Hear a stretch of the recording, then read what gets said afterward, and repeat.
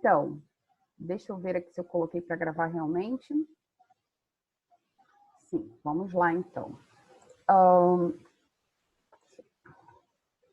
Então, hoje, na aula de hoje, né, nessa videoaula, nós vamos falar um pouquinho sobre a trigonometria no triângulo retângulo e vamos falar também sobre resoluções em triângulos qualquer. Na verdade, é a lei dos senos e cossenos, né? Também tem uma bateria de exercícios para a gente finalizar. Hoje são 3 encontros. Então, mais uma vez, dá para a gente ir com bastante calma. Inclusive, se vocês tiverem dúvida, a gente vai tentar deixar o último tempo para isso, exclusivamente para a gente fazer os exercícios. Claro que tem os exemplos, a partir das definições, e aí, conforme eu for expondo através dos slides, vocês podem ficar à vontade para perguntar, tá? Ou pedir para que eu volte aí também o slide, porque às vezes está por mensagem, tá bom? Então, vamos lá. Primeiro, a gente tem que conhecer bem esse triângulo retângulo, né? Um triângulo, ele vai ser retângulo quando tiver um ângulo de 90 graus, e tem uma simbologia que é bem característica, né, ao triângulo retângulo. Tem lá dentro do triângulo um retângulozinho, normalmente com uma bolinha. Então, garante que o triângulo é retângulo, tem 90 graus. E, na verdade, ele recebe esse nome porque ele é metade de um retângulo, né? Então, ele é um triângulo retângulo, porque, na verdade, se nós cortarmos um retângulo ali pela diagonal, você tem 2 triângulos, né? E importante também ressaltar aí com relação aos ângulos, que a soma dos ângulos internos é sempre 180 graus. Isso está exposto aqui no slide, tá? Sendo que eu não estou falando necessariamente nessa ordem. Então, a soma dos ângulos internos de um triângulo qualquer é 180. Então, se eu já tenho 90 graus e os outros dois ângulos, né, desse triângulo, eles também devem somar 90, uma vez que a soma deles é 180 graus. Que, na verdade, é o que falta para chegar a 180. Então, quando eu tenho um triângulo retângulo, além da característica, né, bem pessoal, ter um ângulo reto, a soma dos outros 2 ângulos agudos também é 90 graus. Tá? Então, vocês talvez entendam melhor na exposição aí do triângulo. Então, lá, ó, retângulo, como exemplo, triângulo ABC, retângulo em C, e da figura a gente tem aí nomes especiais, né? Catetos, cateto oposto, cateto adjacente e hipotenusa. É claro, galera, que a hipotenusa ela não vai variar. O que vai variar para a gente é o posicionamento com relação ao cateto adjacente e o cateto oposto. E é claro que dependendo do posicionamento do ângulo. O ângulo aqui em questão é o θ, mas poderia ser um outro aqui, um beta, por exemplo, né? A hipotenusa, lembrando, não muda, ela não vai variar, ela é sempre oposta ao ângulo reto. O que vai variar de acordo com o posicionamento dos ângulos são os catetos, né? Daí aqui, em relação a θ, eu tenho o cateto oposto a ele, né? Reparem que esse lado está oposto ao ângulo θ, e eu tenho esse outro cateto aqui que está ao lado. Cateto, matematicamente falando, cateto que está ao lado, a gente chama de cateto adjacente, né? E é claro que ainda tem uma seguinte observação. O maior lado oposto ao ângulo reto é a hipotenusa, então esse cara aqui é o maior lado do seu triângulo, tá? E os outros 2 lados aí, lembra que são os catetos. Não esquece que depois a gente vai extrair as razões métricas lá, né, do triângulo retângulo. Então, é importante que a gente saiba bastante com relação a esse posicionamento que cada elemento representa. Claro que a gente não poderia deixar de falar, gente, do Teorema de Pitágoras, né? Ele está diretamente relacionado ao triângulo retângulo. Claro que os egípcios e os babilônios já utilizavam, né, mas eles não tinham a formulação e o rigor matemático adequado.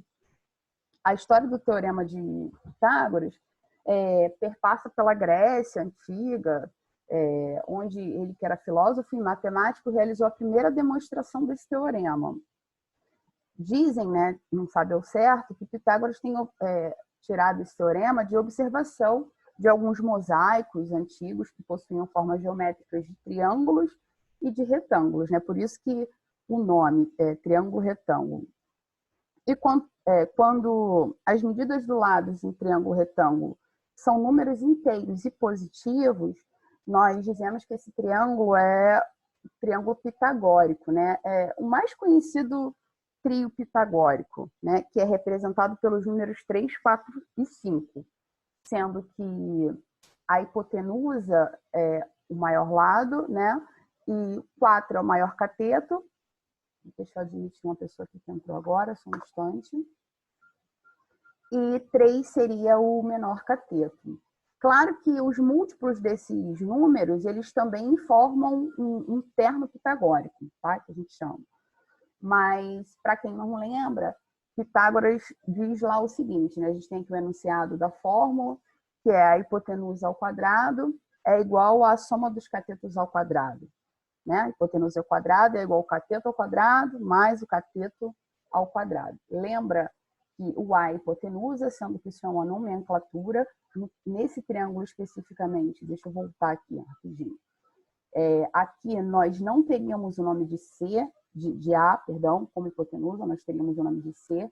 Então, isso é um nome, tá? Então, pode variar. Normalmente, nós utilizamos ABC, mas é claro que isso tudo você tem que observar diante do triângulo retângulo, tá? Então, A é hipotenusa, no caso do teorema, do enunciado do teorema, B e C são os catetos. Não esquece que nós temos o cateto oposto ao ângulo que nós estamos tratando, né, lidando, e o cateto ao lado, que a gente chama de cateto adjacente, beleza? E a gente aplica esse teorema, claro, para encontrar as medidas dos lados de um triângulo retângulo, quando conhecemos pelo menos 2 lados, tá? É claro que isso pode gerar para a gente uma equação também, sem problema algum. Vamos falar um pouquinho também das relações trigonométricas no triângulo retângulo, né? Na verdade, essas relações são razões, né? E razões trigonométricas é porque a gente está lidando com a divisão. Razão em matemática significa divisão, né? E trigonométricas é porque é parte da matemática que estabelece método de resolução de triângulos e investiga, né, as funções trigonométricas. E é claro que a gente vai aplicar aí seno, cosseno e tangente. Então, é óbvio que a gente vai considerar um triângulo retângulo, o estudo é todo nele, né? E essas relações, essas razões trigonométricas, a gente vai extrair conhecendo o ângulo, o cateto oposto, o cateto adjacente e, é óbvio, a hipotenusa. Vamos seguindo aqui. Eu tenho que... A gente pode até brincar, tem professores que fazem musiquinha com relação ao seno, cosseno, tangente. Você pode lembrar também lá do refrigerante, da Coca-Cola, né? Que é, no caso do seno, có, no caso do cosseno, K, e no caso da tangente, Có, K, e depois HH, sobre as razões que será a hipotenusa. Mas para estabelecer bem o que é o seno do ângulo θ, nós temos que o seno é a medida do cateto oposto a θ, então é esse lado aqui, representado por BC neste triângulo, sobre a medida da hipotenusa. Não esquece, para quem entrou agora, que a hipotenusa ela não vai variar, né? A hipotenusa sempre é oposta ao ângulo reto, tá? Então, aqui representado neste triângulo por AB. Cosseno, cateto adjacente, cosseno de θ. Cateto adjacente, só um instante que eu estou admitindo uma pessoa. Com relação a θ, o cateto adjacente, né, o cosseno, a medida do cateto adjacente sobre a hipotenusa. Então, temos lá a razão AC sobre a B extraída do triângulo. E tenho também, para finalizar, a tangente, né, que é a medida do cateto oposto sobre a medida do cateto adjacente, representado aí no triângulo BC, sobre, né, divididos uma razão por AC. Alguém falando comigo. Deixa eu só entrar aqui para ver quem é. Oi, alguém falando? Alguém perguntou alguma coisa, gente? Deu um ruidinho aqui, mas não veio assim, bem definido para mim, não. Então, vamos seguindo. Beleza, então, né? Então, de novo, a hipotenusa, ela não varia, né? O que vai variar aí, dependendo do ângulo, são as medidas do cateto adjacente e da hipotenusa, e do cateto oposto, perdão. Então, vamos seguindo aqui para a gente verificar os ângulos notáveis. Esses ângulos são os mais conhecidos, né? Entrando alguém aqui, só um instante. Esses ângulos, eles são chamados de notáveis, os 30, 45, 60, são os ângulos que normalmente a gente utiliza com frequência. Gente, alguém está com o microfone ligado, está me dando uma interferência aqui. Só um instante que eu vou ver.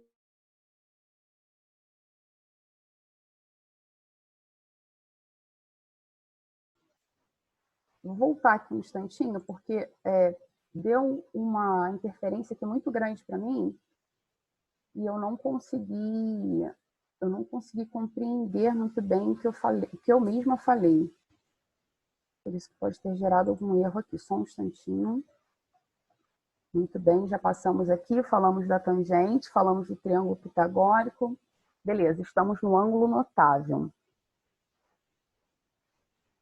Ângulo notável, isso mesmo. Deixa eu só me organizar. Isso mesmo. Então, nós estamos nos ângulos notáveis, né? Entre os ângulos agudos de um triângulo, existem os três que aparecem com maior frequência na trigonometria, envolvendo, óbvio, os triângulos. Eles são os de 30, 45 e 60 graus.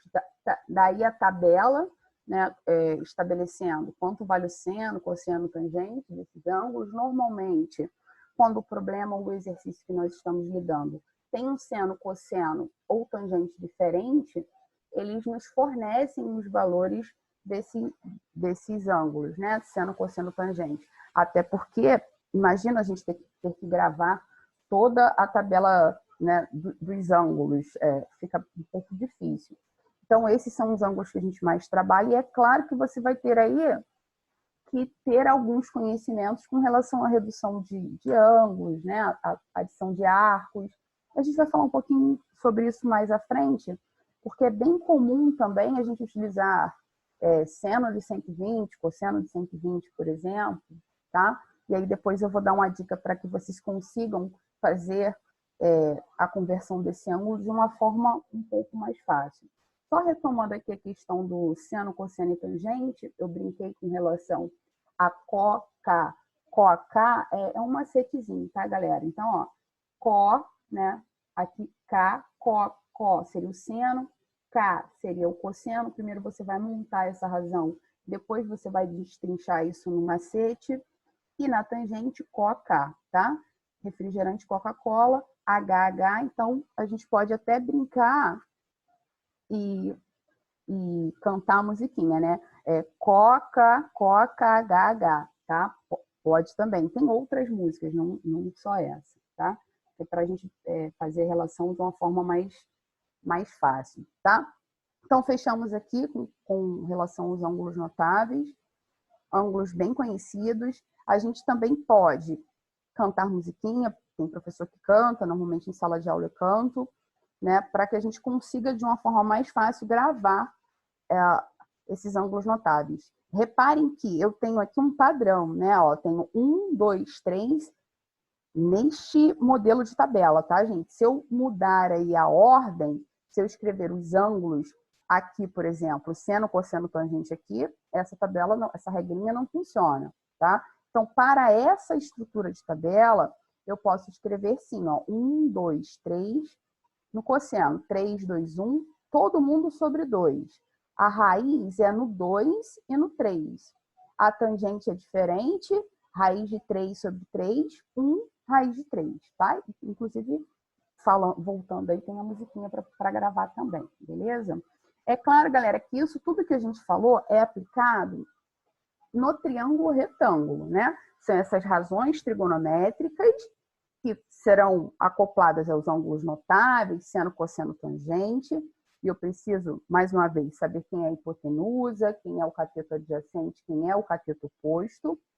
E nós falamos do famoso teorema de Pitágoras, que eventualmente a gente precisa utilizar também, tá? Claro que para um triângulo que não seja retângulo, um triângulo qualquer, existem outras relações. Daí a lei do seno e lei dos cossenos, tá? Aqui eu coloquei a definição na lei dos cossenos, na lei dos senos eu só coloquei a mesma fórmula para explicar para vocês. Então, a lei do cosseno diz o seguinte, né? Em qualquer triângulo, o quadrado de um dos lados, do triângulo corresponde à soma dos quadrados dos outros dois lados, menos o dobro do produto desses dois lados pelo cosseno do ângulo entre eles, tá? Então, assim, é óbvio que você não precisa gravar o enunciado, mas é bom que você consiga estabelecer essa relação, tá?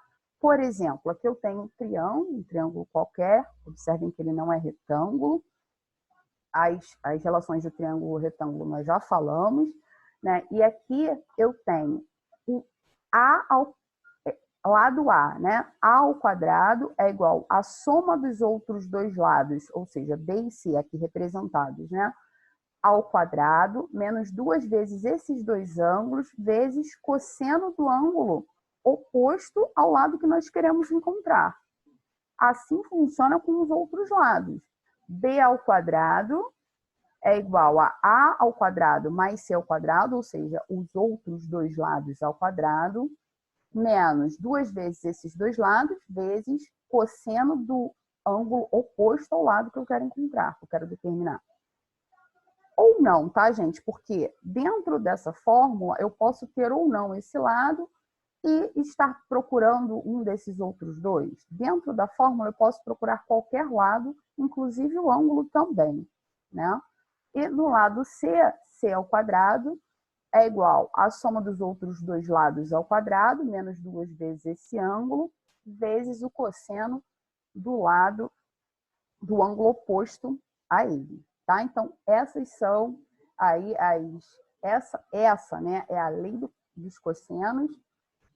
Bom para você tentar gravar, é fácil, dá para a gente aplicar aí também com bastante triângulos, né? Vamos usar o exemplo, porque a gente falando com relação à fórmula, às vezes fica um pouco mais difícil do aluno compreender, né? E trazendo um exemplo numérico, fica mais fácil da compreensão matemática. Então, vamos ao primeiro exemplo. Ó. Dois lados de um triângulo medem 20 centímetros e 12 centímetros. E eles formam entre si um ângulo de 120 graus. Então, está pedindo para a gente calcular a medida do terceiro lado. Gente, a dica nesse caso é que você faça o esboço do triângulo, tá? Coloca lá um triângulo com um lado de 20, o outro 12, formando um ângulo entre eles. Esse ângulo ele tem 120 graus e ele pede para você calcular a medida do terceiro lado, que você pode chamar de x. Fique à vontade. Lembra que nome é você quem dá, nomenclatura, tá? Então, para calcular a medida desse terceiro lado, nós vamos utilizar a lei que nós estudamos agora, que é a lei dos cossenos. Para isso, nós temos lá como dados, né? O enunciado, o B igual a 20 e o C igual a 12. E eu tenho também o cosseno de 120. Não vou explicar agora o cosseno de 120, tá? No slide adiante eu vou explicar sim. Mas o cosseno de 120, aqui a gente pode utilizar basicamente 3 caminhos. A gente pode, claro, que encontrar esse valor lá na tabela trigonométrica, tá? A gente pode fazer a redução desse 120, que eu vou explicar, dar uma dica para vocês, para ficar mais fácil. E também eu posso aqui utilizar a adição de arcos, caso eu domine. Só que eu não aconselho você fazer a adição de arcos neste caso, cosseno de 120. É um processo um pouco mais longo, tá? Pelo método que eu vou te ensinar, vai ficar um pouco mais fácil. Então, nesse primeiro momento, só adota que o cosseno de 120 é igual a menos meio, né? Ou seja, menos 0,5, ok? Então, vamos substituir esses valores na fórmula. Primeiro, a fórmula foi considerado esse terceiro lado como A, mas, de novo, você pode chamar de X sem problema algum. Então, ele que eu quero x, ou a ao quadrado, é igual à soma dos outros dois lados expostos no enunciado ao quadrado, menos 2 vezes esses dois lados, vezes o cosseno de 120, que eu falei pela tabela trigonométrica, menos meio, né? Menos 0,5. Então, é claro que fazendo aqui o cálculo, né, do 20 ao quadrado, mais 12 ao quadrado, cuidado aqui que eu terei com relação ao sinal, né, menos vezes menos, um sinal positivo. E fazendo a soma disso tudo, nós temos lá 784. E a raiz de 784 é 28. Bem tranquilo.